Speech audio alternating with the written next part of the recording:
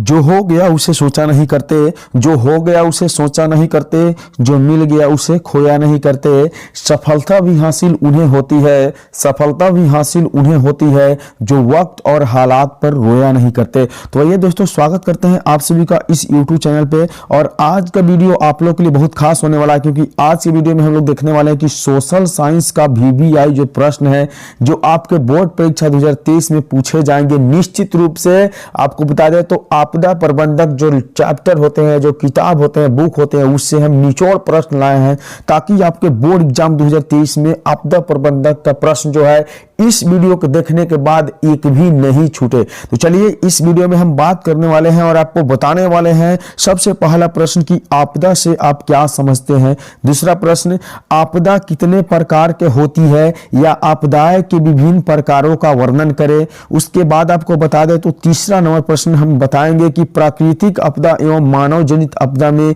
अंतर क्या होता है, यह बताने वाले हैं आपको।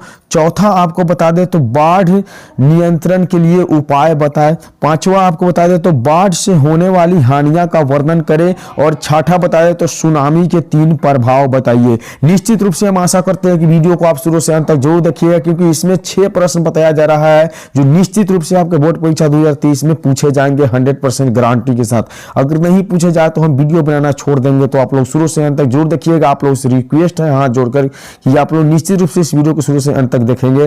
तो जैसे कि आप देखेंगे कि सबसे पहला प्रश्न था कि आपदा से आप क्या समझते हैं। तो सबसे पहले आपदा जो होता है एक आपातकालीन घटना होता है जो किसी के चाहने और न चाहने पर होता है, यह आपरूपी होता है। तो इसका उत्तर क्या लिख कर आना है आपको कि बहुत ही कम समय में क्या है अकस्मात घटने वाली ऐसी दुर्घटना जिनका तत्काल प्रभाव पर्यावरण या प्रकृति संपदा या मानव जीवन या संपत्ति पर पड़े तथा जिससे जान माल की अपार क्षति हो। जान माल की मतलब हुआ आपको जीव जंतु, जान माल का मतलब हुआ कि जीव जंतु और जो अनाज अन्न पानी होता है उसका क्षति होता है, वह क्या कहलाती है, आपदा कहलाती है। आप इस बात को गौर से जानते हैं कि लिखा हुआ रहता है कि परीक्षार्थी यथासंभव अपने ही शब्दों में उत्तर दे। तो कोशिश करना है कि यह वीडियो केवल आपको समझना है और इससे कोशिश करना है कि आप अपने से ही उत्तर दे।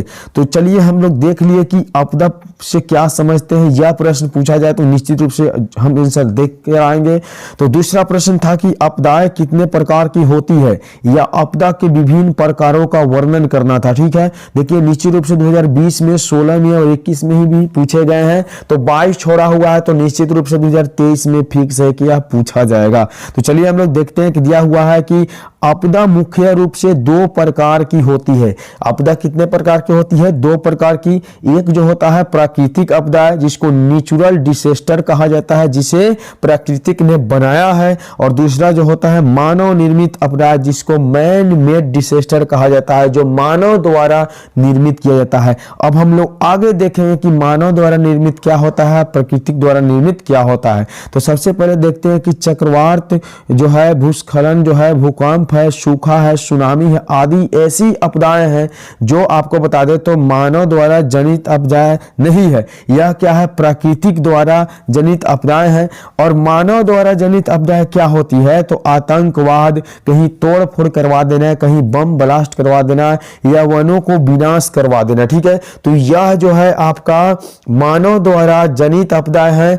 और आप लोग देखे हैं कि चक्रवात, भूकंप, सूखा, सुनामी यह जो है प्राकृतिक आपदाएं होती है। तो सबसे पहले हम देखेंगे कि पहला एक में कि प्राकृतिक जो है प्राकृतिक आपदाएं के 2 श्रेणी में रखा गया है। एक जो है आवर्तक और दूसरा आपको बता देते हैं तो यहाँ अनावर्तक प्राकृतिक आपदा, अर्थात एक में आवर्तक और दूसरा में क्या है, अनावर्तक प्राकृतिक आपदा। ठीक है, चलिए अब हम लोग आगे बढ़ते हैं, देखते हैं कि अगला प्रश्न क्या देखे थे। तो अगला प्रश्न हम लोग देखे थे 3 नंबर प्रश्न की प्राकृतिक आपदा एवं मानव जनित आपदा में अंतर उपयुक्त उदाहरणों के साथ आपको देना है।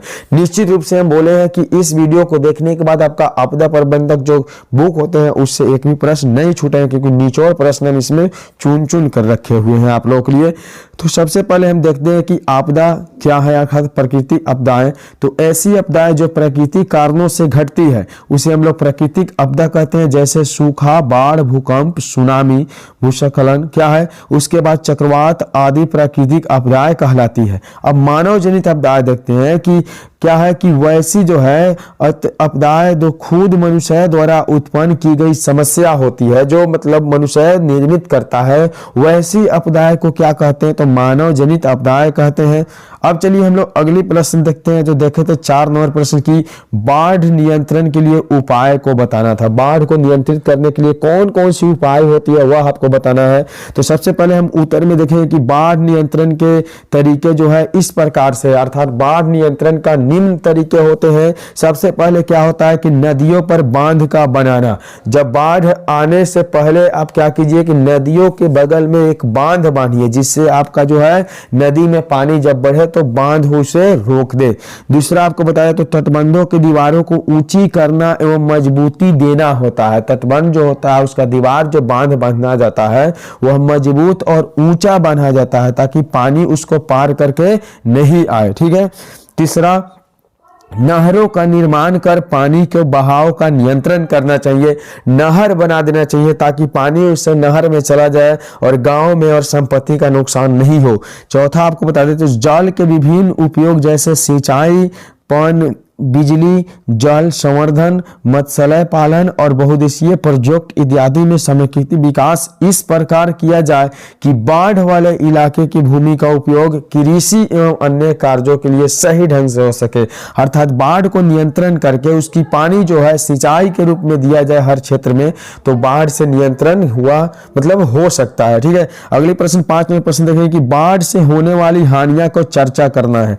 बाढ़ से होने वाली हानियां क्या है उसकी बारे में चर्चा करना है। देखिए बहुत इंपोर्टेंट प्रश्न है आपके बोर्ड परीक्षा 2023 के लिए।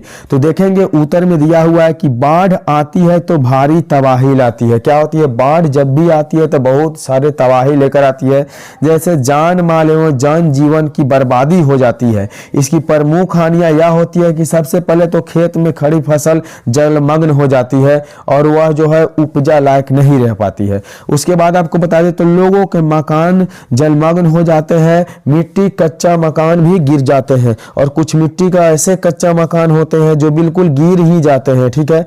अब आपको बता देते हैं इसके आगे। तो तीसरा नंबर में हम लोग देखेंगे कि पानी में डूबने से बहुत से आदमियों की मौत भी हो जाती है। पानी से डूबने पर बहुत सी आदमियों की क्या होती है? मौत भी हो जाती है। 4 नंबर में बता दें कि भारी संख्या में पशुओं की मृत्यु हो जाती है तथा शेष बचे पशुओं के लिए आवश्यक चारे पानी की कमी हो जाती है, क्योंकि बाढ़ आने के बाद निश्चित रूप से फसलें जो होती है नष्ट हो गई रहती है। चलिए अगली प्रश्न देखते हैं। यहाँ 7वीं नंबर प्रश्न की सुनामी के 3 प्रभावों को बताना है। सुनामी के 3 प्रभाव कौन कौन से होते हैं? तो देख लीजिए। सबसे पहला होता है कि जान माल की क्षति, अर्थात जब भी सुनामी आती है तो जान माल जैसे जीव जंतु होते हैं, पशु होते हैं, उनको बहुत ज्यादा क्षति पहुंचती है।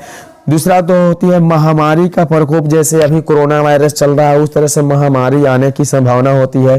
तीसरा बताया तो जमीन एवं मकान क्षतिग्रस्त हो जाते हैं। तो चलिए इस प्रकार से हम इस वीडियो में आपको 1 से 7 प्रश्न बताए थे लघु उत्तरीय, जो निश्चित रूप से आपके बोर्ड परीक्षा में पूछे जाएंगे। तो इस प्रकार के और वीडियो देखने के लिए आप चैनल पे नए हैं तो सब्सक्राइब करके बेल आइकन को जरूर प्रेस कीजिए।